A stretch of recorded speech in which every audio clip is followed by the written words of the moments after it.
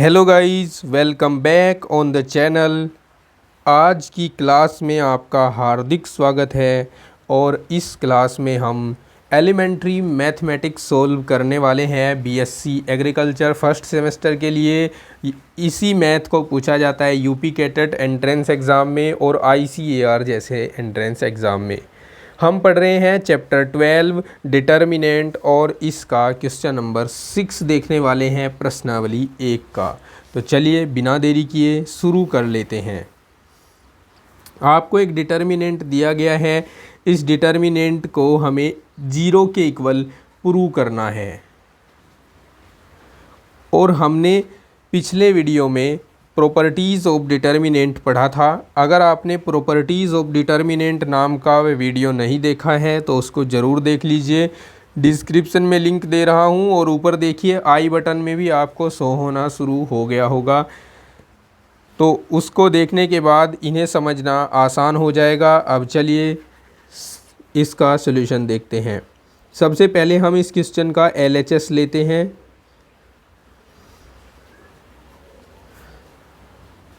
LHS है 1x y plus z, 1y z plus x, 1z x plus y. ठीक है, देखिए अब हम इसमें एक संक्रिया लगाएंगे, ऑपरेशन लगाएंगे। कौन सा ऑपरेशन? देखो, अगर मैं y प्लस जेड में x जोड़ दूँ तो x plus y plus z हो जाएगा। z प्लस x में y जोड़ दूँ तो x plus y plus z हो जाएगा। x प्लस वाई में ये z जोड़ दो तो x plus y plus z हो जाएगा। यानी C3 में ऑपरेशन यूज़ करो, C3 प्लस C2। अब ऐसा कर क्यों रहे हैं ये क्लियर हो जाएगा अभी इस लाइन में। 1 1 1 x y z, यहाँ बन जाएगा x plus y plus z, यहाँ भी x plus y plus z और यहाँ भी x plus y plus z बन जाएगा। अब हम इस कॉलम थर्ड में से x plus y plus z common ले सकते हैं। इसमें से हमने कॉमन ले लिया है। First column as it is लिखो, सेकंड को एज इट इज लिखो, थर्ड में 1 1 एंड 1 बचेगा। देखिए अब इस सारणिक के ये जो हमारे पास आया है इसके दो स्तंभ सर्वसम हो गए, यानी दो कॉलम इक्वल हो गए। जब भी किसी सारणिक के दो कॉलम या दो रो इक्वल हो जाएं तो उस सारणिक का मान होता है 0। तो यहाँ पर x plus y plus z जो है वो 0 हो जाएगा। ठीक है, यहाँ लिख देना चूँकि जो C1 है वो C2 के इक्वल है इसलिए ये 0 हुआ है। ओके, और 0 को किसी के भी साथ गुणा कराओ तो 0 ही आएगा। और यही है हमारे इस क्वेश्चन के लिए RHS। ओके, समझ गए? क्वेश्चन 7 आपके सामने है। इसमें हमें सिद्ध करना है इस डिटर्मिनेंट को AB के इक्वल। ठीक है, कैसे करेंगे ध्यान से देखिए। हम इसको प्रसारित अगर करें तो प्रसार बहुत बड़ा हो जाएगा और हमने चूँकि प्रॉपर्टीज़ ऑफ डिटर्मिनेंट पढ़ ली है इसलिए हम इसमें प्रॉपर्टीज़ का यूज करेंगे। सबसे पहले किसी भी एक रो या किसी एक कॉलम के दो एलिमेंट्स 0 बना लो। जब भी आप देखो कि किसी सारणिक में किसी एक रो में 1 1 1 है या फिर एक कॉलम में 1 1 1 है तो आप यहाँ कॉलम या फिर रो ऑपरेशन लगाकर इनमें से दो एलिमेंट्स को 0 बना लो। ठीक है, ये बात मैंने यहाँ पे नोट में भी लिख दी है। अब देखो ये जो हमारे पास है इसका हम LHS अटेम्प्ट करके चलेंगे। 1 1 1 1 1 plus A 1 1 1 1 plus B। Okay, अब हम जो ऊपर कॉलम में दिए गए एलिमेंट हैं 1 2 3 ये एक एक एक हैं। ठीक है, तो इनको हम किसी भी दो एलिमेंट को 0 बनाते हैं। कैसे बनाते हैं? यहाँ कॉलम ट्रांसफॉर्मेशन कॉलम ऑपरेशन लगा देते हैं। देखो कॉलम ऑपरेशन कैसे लगेगा, हम C2 में से C1 को घटाएंगे, C2 में से C1 को घटा लेते हैं, व C3 में से C1 को घटा लेते हैं, C3 माइनस C1। ठीक है, तो घटाइए, देखिए क्या क्या बचेगा हमारे पास। 1 1 1, पहला कॉलम एज इट इज, 1 में से 1 घटा 0 बच गया। A+1 में से 1 घटाओ तो A बचेगा ना, 1 में से 1 घटाओ 0 बचेगा, 1 में से ये वाला 1 घटाओ 0 बचेगा, 1 में से फिर 1 घटाओ 0 बचेगा। B+1 में से 1 घटाइए B बचेगा। ठीक है, अब हमारे पास 2 कॉलम ऐसे हैं जिनके दो दो एलिमेंट 0 हो गए, इन दोनों में से किसी एक के अलोंग इसे एक्सपेंड कर दीजिए। तो यहाँ मैं लिखता हूँ, नाउ एक्सपेंड अलोंग C3 के अलोंग इसको एक्सपेंड कर रहा हूँ। तो देखो क्या होगा, B लिख दिया पहले क्योंकि B ही बचा हुआ है C3 में। इसके बाद इसका उपसारणिक लिखो, इस रो और इस कॉलम को छोड़ दो, 1 0 1 A 1 0 1 A, क्रॉस मल्टीप्लाई कराओ तो B गुणा A हो जाएगा, या फिर A B लिख देंगे इसको, और यही है इसका RHS। ठीक है, क्वेश्चन नंबर 8 है, इसमें प्रूव करना है इस डिटर्मिनेंट को Z Y X X minus y y minus z z minus x के इक्वल। ठीक है, तो चलिए LHS अटैम्प्ट करते हैं इसका। LHS बराबर x square x cube, y square y cube, z square z cube. तो हम सबसे पहले इस R1 में से x कॉमन ले लेते हैं, R2 में से y और R3 में से z। R1 R2 व R3 में से क्रमशः x y तथा z कॉमन लेने पर। ठीक है, लीजिए कॉमन, x कॉमन आ गया बाहर, y इसमें से आ गया, z इसमें से आ गया, यहाँ 1 बच गया, फिर x बच गया, x स्क्वायर बच गया, इसी तरह यहाँ 1 वाई स्क्वायर, इसी तरह यहाँ 1 जेड स्क्वायर। ठीक है, अब जैसा कि मैंने आपको पिछले क्वेश्चन में बताया था कि अगर किसी एक रो या एक कॉलम के सभी एलिमेंट 1 1 1 बन जाए तो आपको उनमें से किन्हीं दो को 0 बना लेना है। तो हम यहाँ पर एक संक्रिया लगाएंगे। अब हमें रो 1 में से रो 2 को माइनस कर देना है, वह रो 2 में से रो 3 को माइनस कर देना है। ठीक है, रो 2 माइनस रो 3। ठीक है, देखिए अब x y z as it is है पहले से ही,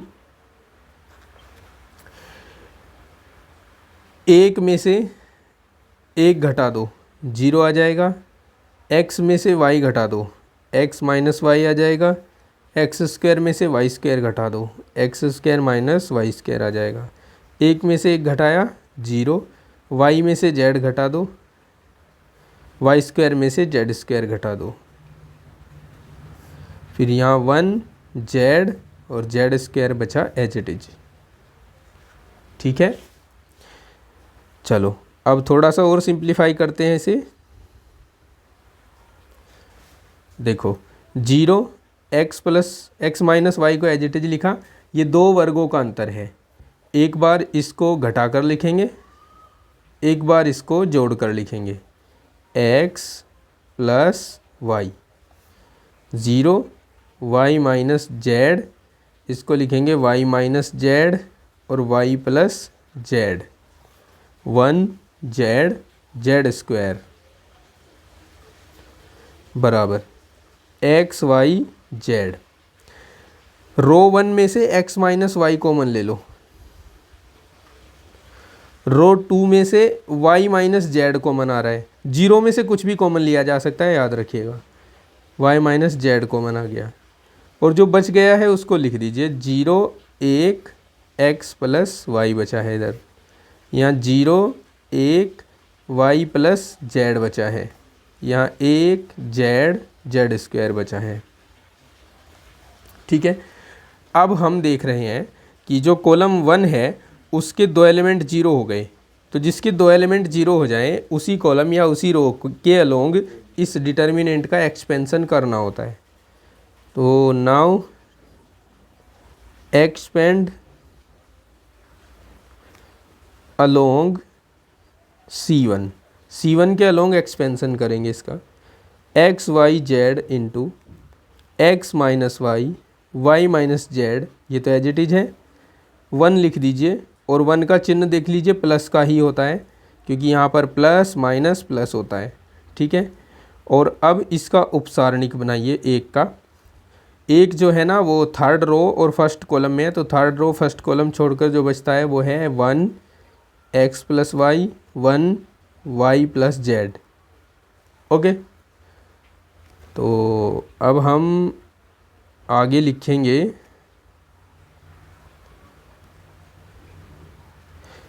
इसको क्रॉस मल्टीप्लाई करा दो, y प्लस जेड माइनस, ध्यान रखना ये माइनस बीच में जो आया है इस वाले प्लस को भी माइनस करेगा, x माइनस वाई। ठीक है, y से y कैंसिल आउट हो गया और हमारे पास बच गया x y z into x minus y y minus z और z माइनस एक्स। ठीक है, और आप देख सकते हैं यही है आपके क्वेश्चन में दिया गया RHS, बस उसने जेड वाई एक्स लिखा है, क्योंकि एक्स वाई जेड जो है वो गुणा में है और गुणा मल्टीप्लिकेटिव होती है, यानी क्रम विनिमय होती है, कम्यूटेटिव होती है, तो इसलिए ये आ जाएगा हमारे क्वेश्चन का RHS। ठीक है, क्वेश्चन नंबर 9 है, इसमें कहा है बिना विस्तार किए सिद्ध करो 3 5 4 2 7 6 12 20 16 0 के बराबर है। ठीक है, तो LHS ले लेते हैं इसका, LHS हो गया 3 5 4 2 7 6 12 20 16। ठीक है, देखो अगर हम इसकी रो 3 में से तीसरी पंक्ति में से 4 कॉमन ले लें तो क्या होगा, R3 में से 4 कॉमन लेने पर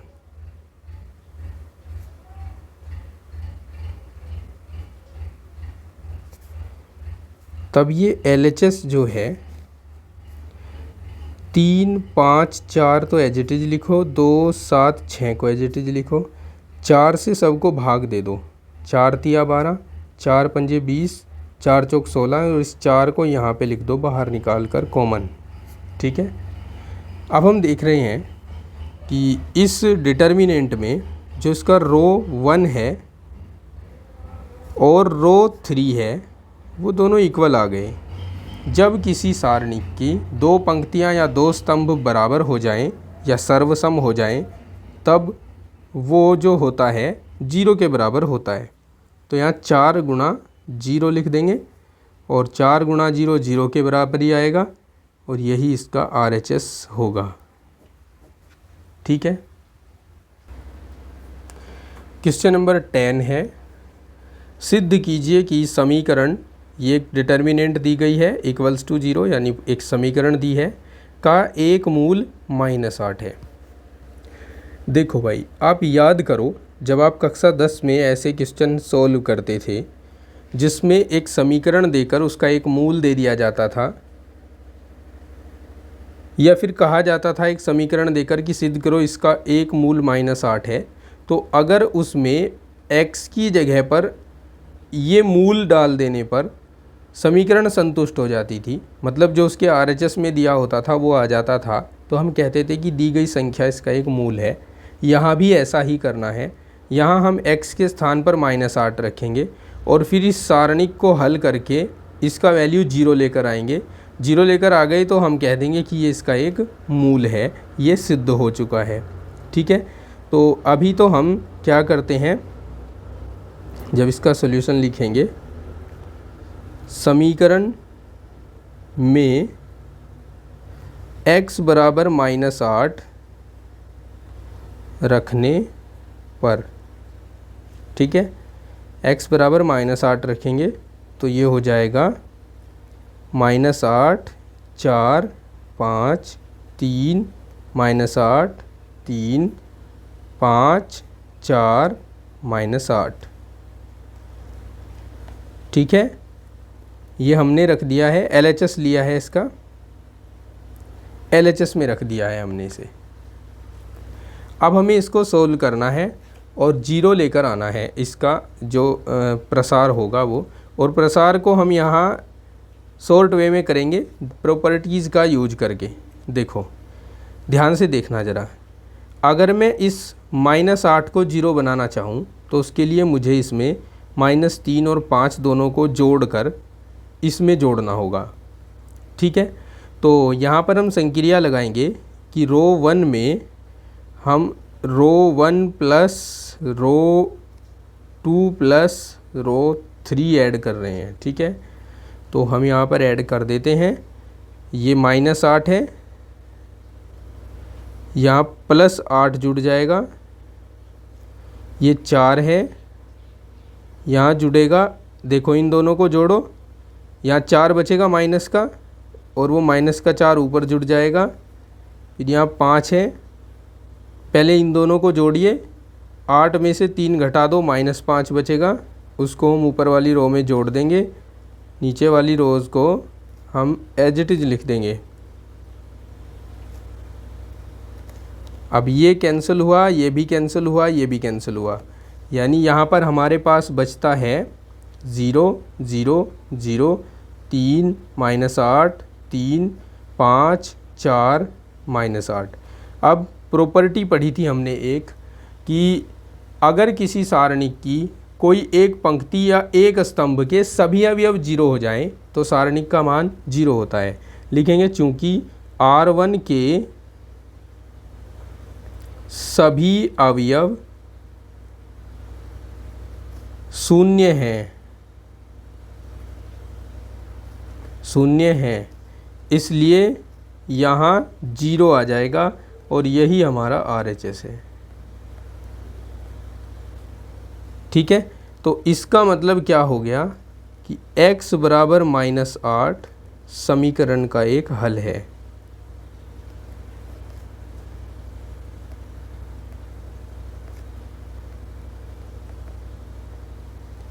क्लियर है? तो दोस्तों ये थे चैप्टर 12 की प्रश्नावली 1 के 6 से लेकर 10 तक के क्वेश्चन। अभी और भी क्वेश्चन मैंने करवाए हुए हैं, आपको सब के सब क्वेश्चन का वीडियो जो है वो सीरियल वाइज मिल जाएगा प्लेलिस्ट में। प्लेलिस्ट का लिंक मैंने डिस्क्रिप्शन में दे दिया है, या फिर आप चैनल की प्लेलिस्ट पर जाकर प्लेलिस्ट को सर्च करके देख सकते हैं। पूरा सलूशन आपको इस चैप्टर का मिल जाएगा एक ही प्लेलिस्ट में, जो कि अब तक करवाया जा चुका है। तो नेक्स्ट वीडियो में हम सोल्व करेंगे क्वेश्चन नंबर 11 और उससे आगे वाले क्वेश्चन, और नेक्स्ट वीडियो का लिंक अभी मैंने एंड स्क्रीन पर भी दे दिया था, आप देखिए अभी सो होना शुरू हो गया होगा। यहाँ से टच करके आप नेक्स्ट वीडियो में जा सकते हैं। जाते जाते इतना ही कहूँगा कि चैनल पर नए हैं तो सब्सक्राइब ज़रूर कर देना, वीडियो को लाइक और शेयर करना। मिलता हूँ नेक्स्ट वीडियो में, तब तक के लिए take care and thanks for watching.